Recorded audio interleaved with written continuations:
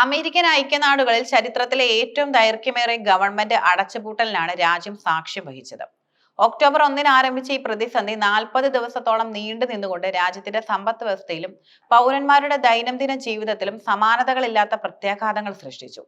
രാഷ്ട്രീയ ഭിന്നതകളുടെയും കക്ഷി രാഷ്ട്രീയത്തിന്റെയും ഫലമായി ഉടലെടുത്ത ഈ സ്തംഭനം ലോകത്തിലെ ഏറ്റവും വലിയ ജനാധിപത്യ രാജ്യത്തിന്റെ ഭരണ നിർവഹത്തിലെ ദൗർബല്യങ്ങൾ തുറന്നുകാട്ടി. ഡെമോക്രാറ്റിക് റിപ്പബ്ലിക്കൻ പാർട്ടികൾ താൽക്കാലികമായി ധാരണയിൽ എത്തിയെന്ന റിപ്പോർട്ടുകൾ ഒരു ആശ്വാസത്തിന് വക നൽകുന്നുണ്ടെങ്കിലും ഈ പ്രതിസന്ധിയുടെ യഥാർത്ഥ കാരണങ്ങളും ദീർഘകാല പ്രത്യാഘാതങ്ങളും ആഴത്തിൽ വിലയിരുത്തേണ്ടതുണ്ട്. US ഗവൺമെന്റ് അടച്ചുപൂട്ടലിന് നിയമപരവും ഭരണഘടനാപരവുമായ ചില അടിസ്ഥാനങ്ങളുണ്ട്. അമേരിക്കൻ ഭരണഘടനയുടെ അടിസ്ഥാനത്തിൽ ഫെഡറൽ ഗവൺമെന്റിന് ധനം ചെലവഴിക്കണമെങ്കിൽ കോൺഗ്രസിന്റെ അംഗീകാരം അനിവാര്യമാണ്. ഒക്ടോബർ 1 ആരംഭിക്കുന്ന പുതിയ സാമ്പത്തിക വർഷത്തേക്ക് ഫെഡറൽ ഏജൻസികൾക്ക് പ്രവർത്തിക്കുന്നതിന് ആവശ്യമായ ഫണ്ട് അനുവദിച്ചുകൊണ്ടുള്ള ബിൽ പാസ്സാക്കുന്നതിൽ ഇരു പാർട്ടികളും പരാജയപ്പെട്ടപ്പോഴാണ് ഷട്ട് ഡൗൺ സംഭവിക്കുന്നത്. ഈ പ്രത്യേക ഷട്ട് ഡൗണിന്റെ പ്രധാന കാരണം രാഷ്ട്രീയപരമായ ഭിന്നതയായിരുന്നു.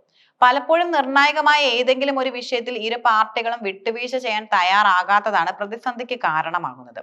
സാധാരണയായി അതിർത്തി സുരക്ഷ, കുടിയേറ്റ നിയമങ്ങൾ, ആരോഗ്യ സംരക്ഷണം തുടങ്ങിയ വിഷയങ്ങളിലെ തർക്കങ്ങളാണ് ധനബില്ല് പാസ്സാക്കുന്നതിൽ തടസ്സമുണ്ടാക്കുന്നത്.